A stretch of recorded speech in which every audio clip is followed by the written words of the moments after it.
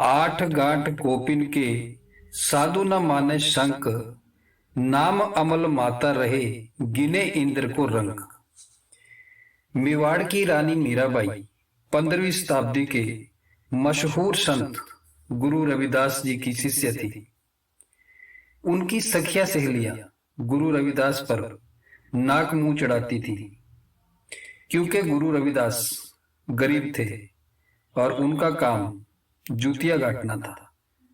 वे मीराबाई को अक्सर ताने दिया करती थी कि तू खुद शाही महलों में रहती है, पर तुम्हारे गुरु जूते गांठ कर बड़ी मुश्किल से गुजारा करते हैं। मीराबाई को इस बात का बहुत दुख हुआ। उसके हृदय में सतगुरु रविदास के लिए सच्चा प्रेम और आदर था। अब वो ये नहीं समझ पा रही थी कि क्या करे, अपने गुरु की वो कैसे सहायता करे। अंत में एक दिन उसने हीरो के डिब्बों में से एक कीमती हीरा निकाला ताकि वो इसे गुरु रविदास जी को दे सके, जिसे बेचकर उन्हें काफी धन मिल सकता था। वे हीरा लेकर रविदास जी के पास चली गई और जाकर माथा टेककर हाथ जोड़कर प्रार्थना की कि गुरुजी, मुझे आपकी गरीबी देखकर बहुत दुख होता है और लोग मुझे ताने भी देते हैं कि तेरा गुरु इतना गरीब है। आप ये हीरा लेकर इसे बेचकर एक सुंदर सा घर बना लो ताकि आप सुख की जिंदगी गुजार सको। गुरु रविदास उसी तरह जूते गांठते हुए बोले, बेटी, मुझे जो कुछ मिला है इस कुंड के पानी और जूते गांठने से ही मिला है। अगर तुझे लोक लाज का डर है, लोगों से शर्म आती है, लोगों की परवाह है, तो तू अपने घर में बैठकर ही भजन सुमरन कर लिया कर। मेरे पास आने की कोई जरूरत नहीं है। यह हीरा मेरे किसी काम का नहीं है।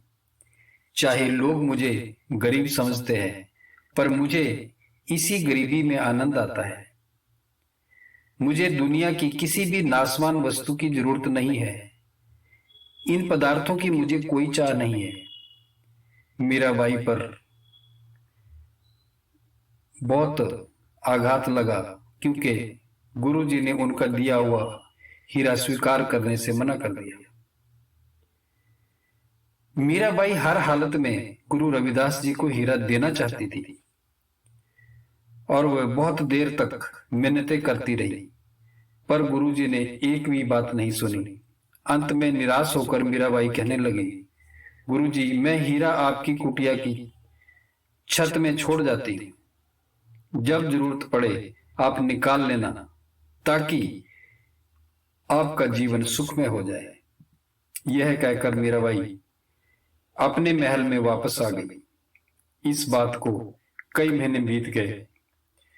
जब वो फिर दोबारा गुरु रविदास जी के दर्शनों को गई तो देखकर बड़ी हैरान हुई कि अब भी वो उसी हालत में है, वही गरीबी की हालत, वही कुटिया, और वैसे ही वो जूते गांठ रहे थे। उन्होंने आदर पूर्वक माथा टेक कर कहा, गुरुजी, मैं बड़े प्यार और आदर से आपके लिए एक हीरा छोड़ गई थी, आपने उसका फायदा क्यों नहीं उठाया? गुरु रविदास जी ने कहा, बेटी, मुझे हीरे का क्या करना है? मुझे परमात्मा के नाम का अथाह धन मिला है। वो अनमोल हीरा मिला है जिसका हिसाब लगा सकना असंभव है। तुम वापस जाती हुई हीरा साथ ले जाना। मीराबाई ने छत टटोली तो हीरा वहीं पड़ा था जहां वो रखकर गई थी। गुरु रविदास ने हीरे की ओर ध्यान नहीं दिया था। यह देखकर मीराबाई को अपने गुरु की बड़ाई का सच्चा ज्ञान हो गया और उसे एहसास हो गया कि उसका गुरु किस अपार रूहानी दौलत का मालिक है। वह प्रेम, श्रद्धा और नम्रता के साथ सदगुरु के चरणों में गिर गई और मीराबाई को जब महलों में कष्ट हुआ तो उसे महल छोड़ने में बड़ी आसानी हुई और बाद में मीराबाई भी उसी तरह गरीबी का जीवन जीने लगी। और उसने भी फिर घास फूस की कुटिया बनाकर उसी में अपना जीवन बिताया और आनंद में रही, हरि गुण गाया। मीराबाई को आज भी लोग श्रद्धा से याद करते हैं।